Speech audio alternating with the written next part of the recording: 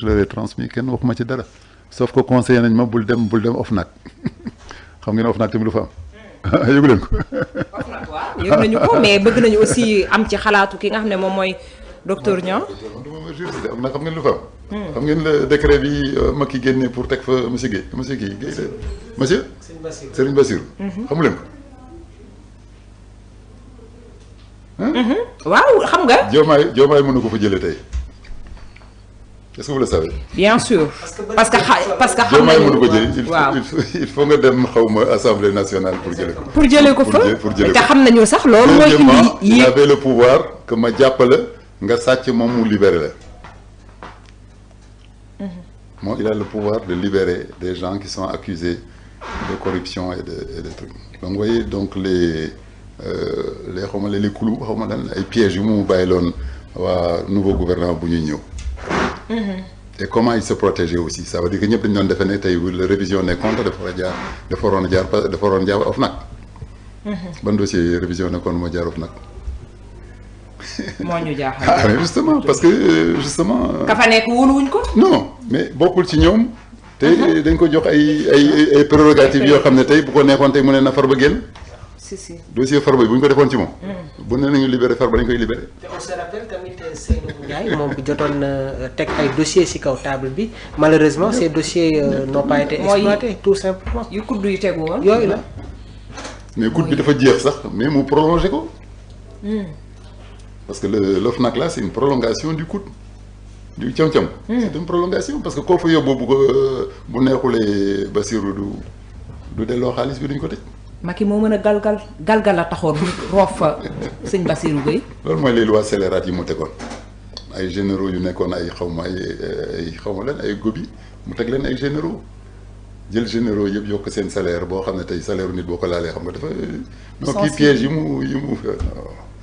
yi mu bàyyi fii Sénégal gisagu leen dara sax. gisagu leen dara. mais naka nga gisee justice bi. surtout nag docteur dama bëgg ñu dugg carrément ci dossier Covid 19 bi. gis nañu li ci xew. gis nañu caution bi ciy génn alal ji ciy génn. dem nañ sax ba naan ñenn ñu ci bari naan ci Covid 19 bi 1000 milliards Covid 19 bi. ci ñoom ñi di joxe caution yu extraordinaire yëpp ci la ñu amoye woon gafaka bu duun. ci la ñu jëlee seen alal jooju ba investir ba seen investissement yooyu jural leen tey jii ay ñun doon ay milliardaires. même sans investir. alors que dossier Covid 19 boobu génnewul ñoom seen gafaka. nekkuñu ne na personnel santé bi dajale xaalis waxuñu ne na ñi nga xam ne ñoom ñooy gouvernement bi génnee mais même doomu aadama yi sëriñ si ñëpp boole seeni ay centimes joxe ñu jël loolu daal di séddoo daal di ñoom teg seen plan commencé dérouler ba tey jii gis nga fi dossier bu mujj. madame Mandela. lu tax xaalis bi génnaat xaalis bu dootee 5 ans nga sàccoon ko ba léegi mu nekk sa kafaka utiliser wuloo ko. waaw xam nga lu tax. lu tax. c'est que ñoom li ñuy jëndoon pour Covid bi déjà loolu lañ doon lekk. mooy. masque bi jar 50 francs ñu doon ko jaayee 1000 francs. waaw. xaw ma flash thermoflash. ñu di ko jaayee 75 000 jëm 100 000 te ñu may leen ko budget de guerre boobu rek. moo leen may tey ñuy rembourser. vous comprenez. maa ko jëkk wax ay doomu des gens du gouvernement ñu ngi jaay ci mbedd bi am na kenn koo xam ne ba léegi jël siwul xaalisam bi ñu ma libéré affaire ba ñu xam ne moom moo ko moom mën leen nii attention yow foo jëlee bagage yi hein. Ils se sont enrichis autrement.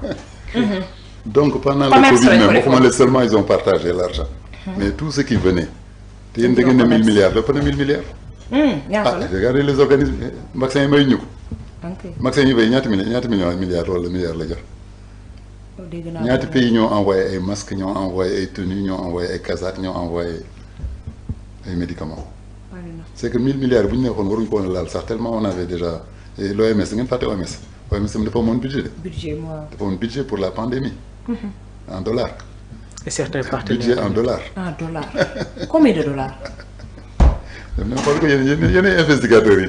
non instant bii nii comme face à l'actualité. demal yow tapel internet nga tapel ñu am budget de OMS. ñu am un invité boo xam ne bu toll ni docteur Niang mu toog fii tey jii ñu am dossier Covid yi nii muy melee ni tous les mal ci askanu Sénégal bëgguñu bàyyi dara parce que am na ci loo xam ne yam na leen koy junjët nag ngeen dem ngeen gëstu ji. déedéet ñu tegu boo toogee fii de internet tapel budget de OMS. bien sûr le Covid.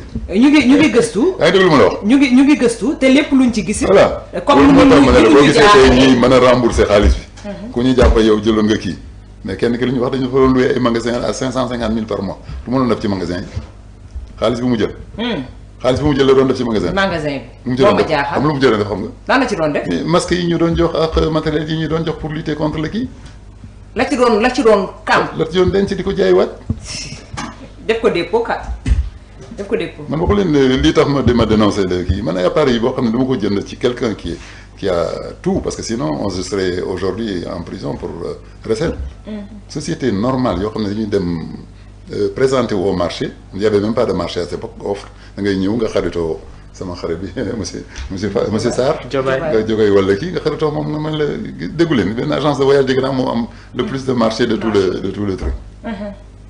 donc tu vois kooku boo ñëwee day ñëw yor papier am rek ji.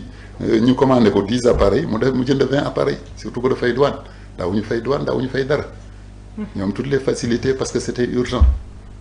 kooku bu paree bu gestoo ne docteur Niang day c'est un privé il est en train de se battre dans le truc j'ai des appareils de respiratoire yu may jaay et nous les clients étaient là amatuñu woon fu ñu dem. xam nga ne dama jënd ay bâche la mu jëlee quelqu'un pour sama cours boobu. on avait mis des malades dedans. donc la demande était tellement là que j'étais obligé je devais acheter des appareils. bi ma ko jënd ma xool dans les listes de ñi ma daan jaay appareil ma gis ndaw si ma ne am ngay appareil ma ne ma waaw. 2 jours après may seetaan télé gis na que c'est les mêmes appareils qui étaient à principal. est-ce que. comprendre moo tax fanaan moo fële de ma ne moo tax fanaan moo kii nu mu tudd. fanaanoo section de recherche. moo tax nga def une journée. mais docteur une journée la peut-être ñu jox ma rek nag kii bu condamnation bu rëy.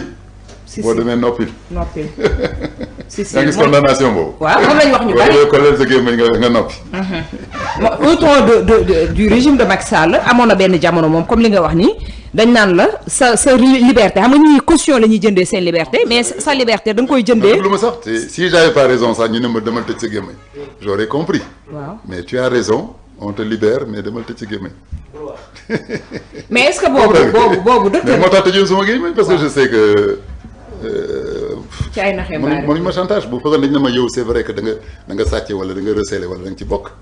demal tëj sa gémmañ là c'est un épée de Damoclès si ko ma tëj mais def naa temps yii laa gën a nekk ci. donc rien ne vous surprend tey jii à travers les arrestations les convocations yuy jóge si fonds Covid yi nii. c'est pas que ça me surprend c'est que ça me fait mal Mamour ça me fait très mal.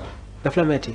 trop parce que biñ koy wax am na ay médecins yu dee am na ay parents médecins yu dee am na. bu ma nee hôpitalu Saint-Louis am na médecins yu daan feebar sama clinique lañ daan ñëw à Saint-Louis. Mamour tu m'entends ay médecins yu état bi di fay jël leen di leen fay ñu war a faj bu ñu feebaree état bi mënu leen faj. c'est grave ça.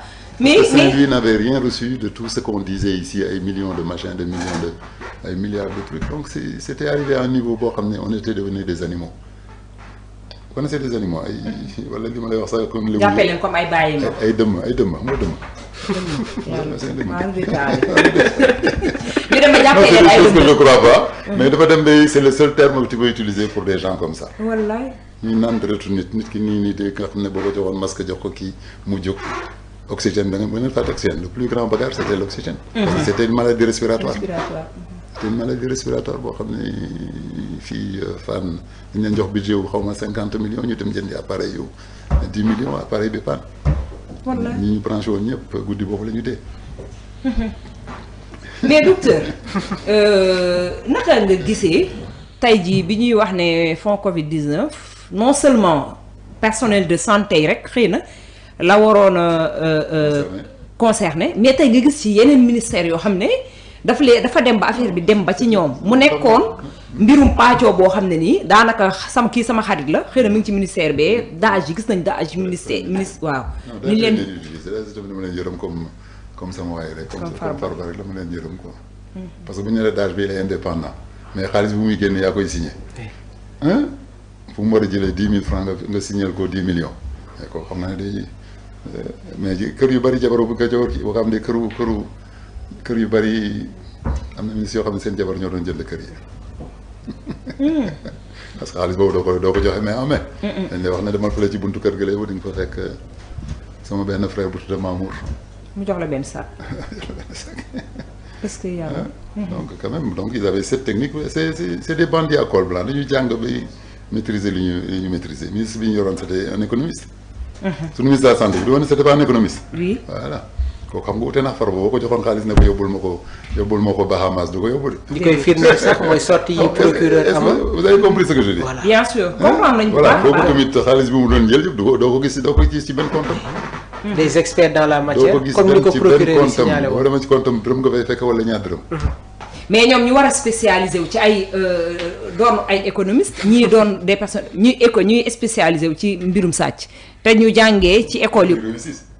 ils le réussissent très bien ça veut dire potentiel bi ñu jàng sax boo ko utiliser le bon bandi yi gën a bon yi gën a grave c'est des intellectuels c'est vrai. Cordoba xaw ma kan kii le grand xaw ma de drogue là le maître de la drogue. Pablo Escobar c'était pas. oui c'était pas un balayeur d'hôpital